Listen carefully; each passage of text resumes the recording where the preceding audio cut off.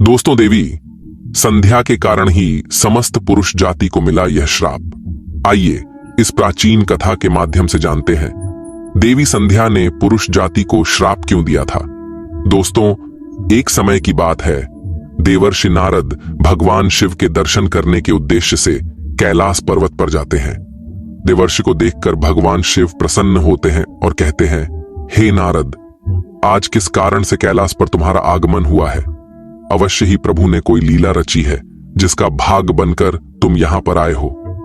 नारद जी कहते हैं, हे भोलेनाथ, आप तो संसार के कण में वास करते हैं, भला आपसे कोई बात कैसे छिपी रह सकती है?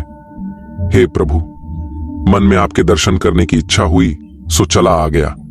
आज मेरे मन में एक शंका निर्माण हो गई है, उसी का समाधान करने के उद्देश्य से आपके पास आया हूं। कृपया मेरी इस शंका का समाधान कीजिए। भगवान शिव कहते हैं, हे नारद, तुम्हारे मन में जो भी शंका हो निसंकोच होकर पूछ लो, तुम्हारी हर शंका का समाधान किया जाएगा। अतः तुम्हारी जो भी शंका हो पूछ लो।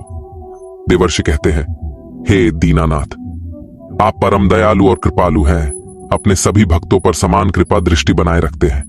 भक्त के मन में क्या चल रहा है आप स्वयं ही जान लेते हैं और उसकी इच्छा को पूर्ण करते हैं। मेरे मन में जो शंका है उसे भी आप भली भांति जानते हैं। भगवान शिव कहते हैं, हे नारद, तुम्हारे मन में जो प्रश्न उठ रहा है उसे मैं अवश्य जानता हूं, इसीलिए अब पूछने में संकोच न करो। देवर्षि कहते हैं, हे प्रभु, आज मैं आपके पास यह जानने के लिए आया हूं, देवी संध्या कौन थी और उन्होंने समस्त पुरुष जाति को कौन सा श्राप दिया था। आज मैं आपके पास देवी संध्या का महात्म्य सुनने के लिए ही आया हूं। भगवान शिव कहते हैं, हे नारद, आज तुमने उत्तम प्रश्न किया है, इसमें समस्त मानव जाति का कल्याण छिपा हुआ है। आज मैं तुम्हें देवी संध्या के जन्म की कथा सुनाता हूं। इस कथा में तुम्हें तुम्हारे सभी प्रश्नों के उत्तर मिल जाएंगे। इसीलिए देवी संध्या के इस प्राचीन इतिहास को तुम ध्यान पूर्वक सुनो। इसका श्रवण करने मात्र से ही कोटि कोटि पाप क्षण भर में जलकर भस्म हो जाते हैं। देवर्षि कहते हैं, हे प्रभु, मैं इस कथा को ध्यान से पूरा अवश्य सुनूंगा, कृपा करके आप मुझसे वह कथा कहिए। फिर भगवान शिव देवर्षि नारद को उस महान नारी संध्या की कथा सुनाना आरंभ करते हैं। हे नारद, जब सृष्टि का आरंभ हो रहा था तब सृष्टि के रचयिता ब्रह्मा जी कमल के आसन पर विराजित होकर भगवान का ध्यान कर रहे थे। उसी समय उनके मन में सृष्टि का निर्माण करने की इच्छा जागृत हुई। तब सबसे पहले उनके मन से विचार करने पर एक त्रिभुवन सुंदरी कन्या का जन्म हुआ। वह कन्या अत्यंत सुंदर और मनमोहिनी थी। मन से उत्पन्न होने के कारण वह ब्रह्मा की मानस कन्या हुई। ब्रह्मा जी उस समय ध्यान कर रहे थे और ध्यान करते समय वह कन्या उत्पन्न हुई, इसीलिए उसका नाम संध्या हुआ।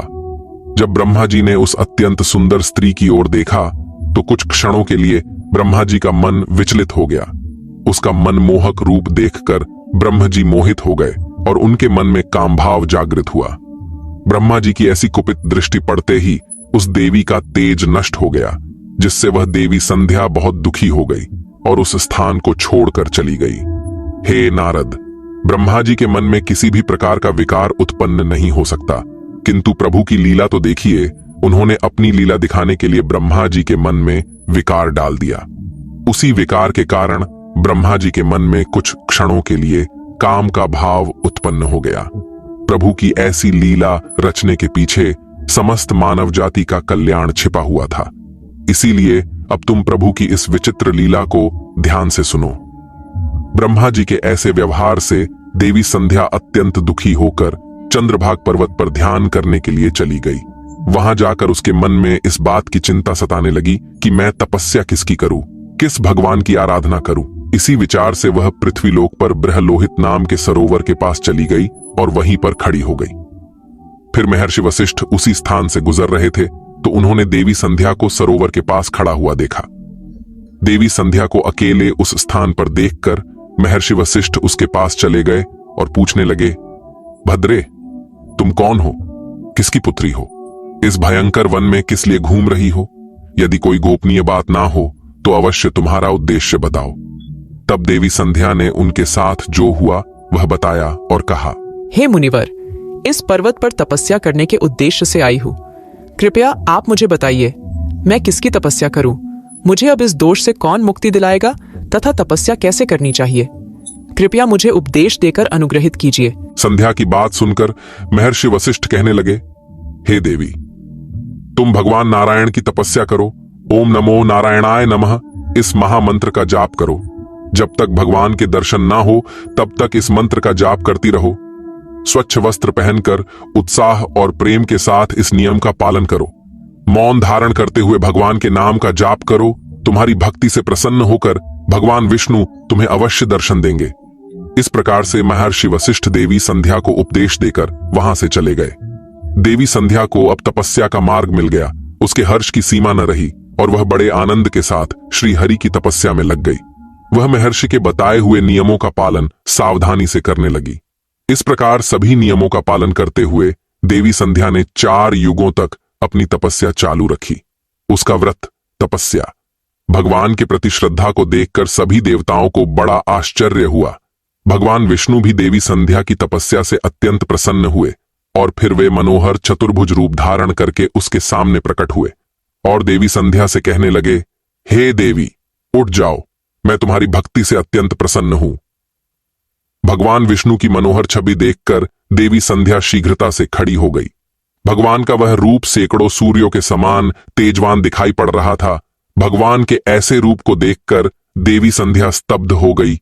उसे समझ में नहीं आ रहा था कि वह क्या करे और क्या कहे। उसके मन में भगवान की स्तुति करने की अभिलाषा हुई, किंतु वह भगवान के उस रूप को देखकर कुछ भी बोल नहीं पा रही थी। फिर भगवान विष्णु ने देवी संध्या की मनोदशा को जान लिए और उसे दिव्य ज्ञान, दिव्य दृष्टि तथा दिव्य वाणी प्रदान की। फिर देवी संध्या बड़े उत्साह से भगवान विष्णु की स्तुति करने लगी। उसके एक एक वाक्य में उसकी भक्ति और समर्पण दिखाई पड़ रहा था। तपस्या के कारण संध्या का शरीर अत्यंत क्षीण और कमजोर हो गया था। तब भगवान ने अपनी अमृतमयी दृष्टि डालकर उसके शरीर को हृष्टपुष्ट बना दिया और मधुर वचन में उससे कहने लगे, भद्रे, तुम्हारी तपस्या से मैं अत्यंत प्रसन्न हूं। तुम अपनी इच्छा के अनुसार वर मांग लो। फिर देवी संध्या ने कहा, हे प्रभु, यदि आप मुझ पर प्रसन्न हैं, मुझे वरदान देकर अनुग्रहित करना चाहते हैं, मैं पहला वर यह मांगती हूं कि संसार में जितने भी प्राणी हैं, पैदा होते ही उनके मन में काम का विकार उत्पन्न ना हो। दूसरा वर मैं यह मांगती हूं कि मेरा पतिव्रता धर्म कभी खंडित ना हो। और तीसरा वरदान मुझे यह दीजिए कि अपने पति के अलावा किसी अन्य पुरुष के प्रति मेरे मन में आसक्ति ना हो। जो भी पुरुष मेरी ओर कामभाव से देखे, वह पुरुष नपुंसक हो जाए। फिर भगवान विष्णु ने वरदान देते हुए कहा, हे कल्याणी, आज तुमने संसार के कल्याण के लिए उत्तम वर मांगा है। इसीलिए आज से ही पैदा होने के बाद किसी भी प्राणी में काम वासना का भाव नहीं होगा। मनुष्य की शरीर की 4 अवस्थाएं होंगी, बाल्य, कौमार्य, यौवन और जरा। मनुष्य को कौमार्य अवस्था के अंत में ही काम भाव का उदय होगा। तुम्हारी इस तपस्या से आज मैंने यह मर्यादा स्थित कर दी है, संसार में कोई भी प्राणी पैदा होते ही काम भावना से युक्त नहीं होगा। तुम्हारे सतीत्व की प्रशंसा तीनों लोकों में होगी और तुम्हारे पति के अलावा जो भी पुरुष तुम्हें काम की दृष्टि से देखेगा, वह तुरंत ही नपुंसक हो जाएगा। तुम्हारे पति बड़े भाग्यवान, तपस्वी, सुंदर तथा तुम्हारे साथ 7 कल्पों तक जीवित रहने वाले होंगे। हे देवी, तुमने जो जो वर मांगे हैं, मैंने वह प्रदान किए हैं। अब मैं तुम्हारे मन की बात कहता हूं। पहले तुमने अग्नि में अपने शरीर को त्याग देने की प्रतिज्ञा की थी। यह प्रतिज्ञा तुम्हें इसीलिए करनी पड़ी क्योंकि ब्रह्मा की दृष्टि तुम पर पड़ चुकी थी। निर्दोष होने पर भी तुम अपने इस शरीर को त्यागना चाहती हो। यहां से पास ही चंद्रभागा नदी है। उस नदी के तट पर महर्षि मेधातिथि एक ऐसा यज्ञ कर रहे हैं जो 12 वर्षों में पूर्ण होगा। उसी यज्ञ में तुम अपने शरीर का त्याग करके अपनी प्रतिज्ञा पूरी करो, किंतु तुम वहां पर ऐसे वेश में जाओ कि मुनियों की दृष्टि तुम्हारे ऊपर ना पड़ सके। मेरी कृपा से तुम अग्निदेव की पुत्री हो जाओगी, जिसे तुम अपना पति बनाना चाहती हो। उसका चिंतन करते हुए तुम उस अग्नि में अपना शरीर त्याग दो। इतना कहकर भगवान विष्णु ने अपने हाथ से देवी संध्या के मस्तक को स्पर्श किया। भगवान का स्पर्श होते ही देवी संध्या का शरीर आटे का बन गया। भगवान ने ऐसा इसीलिए किया क्योंकि मुनियों का वह यज्ञ संसार के कल्याण के लिए हो रहा था और उस अग्नि में मांस ना गिरे और अग्निदेव मांस भोजी ना बन जाए। तदनंतर देवी संध्या अदृश्य होकर उस यज्ञ के स्थान पर गई। उस समय उसके मन में एक ही भावना थी। उसने पृथ्वी पर आते ही सबसे पहले महर्षि वशिष्ठ जी के दर्शन किए थे। इसीलिए उसने अपने मन में महर्षि वशिष्ठ जी को ही अपना पति मान लिया और उन्हीं का चिंतन करते हुए उन्होंने यज्ञ की अग्नि में अपने शरीर को त्याग दिया। फिर भगवान की आज्ञा से अग्निदेव संध्या के शरीर को सूर्यमंडल पर लेकर गए। फिर सूर्यदेव ने संध्या के शरीर के 2 भाग करके देवताओं और पितरों को प्रसन्न करने के लिए अपने रथ पर स्थापित कर दिया। उसके शरीर का ऊपरी भाग प्रातःकाल हुआ और शेष भाग संध्या काल हुआ। देवी संध्या के कारण ही सुबह सूर्योदय के समय को प्रातः संध्या कहा जाता है और सूर्यास्त के समय को संध्या काल कहा जाता है। इस प्रकार से देवी संध्या, जो त्याग की मूर्ति थी, उन्होंने अग्नि में प्रवेश करके अपने जीवन को समाप्त कर दिया। भगवान विष्णु के वरदान से देवी संध्या दूसरे जन्म में अरुंधति के रूप में प्रकट हुई और ब्रह्मर्षि वशिष्ठ जी की पत्नी हुई। भगवान शिव कहते हैं, हे नारद, इस प्रकार से देवी संध्या के कारण ही संसार में जन्म लेने वाला प्रत्येक प्राणी काम के भाव से रहित होता है। उसके अंदर किसी भी प्रकार की काम वासना नहीं होती है और जब वह कौमार्य को प्राप्त हो जाता है तभी उसमें काम वासना उत्पन्न होती है। इस प्रकार से मैंने आपको देवी संध्या के जीवन का चरित्र सुना दिया है। देवर्षि कहने लगे, हे प्रभु, आपने देवी संध्या के चरित्र को सुनाकर मुझ पर बड़ा उपकार किया है। देवी संध्या की कथा सुनकर मैं धन्य हुआ। आपका कोटि कोटि धन्यवाद।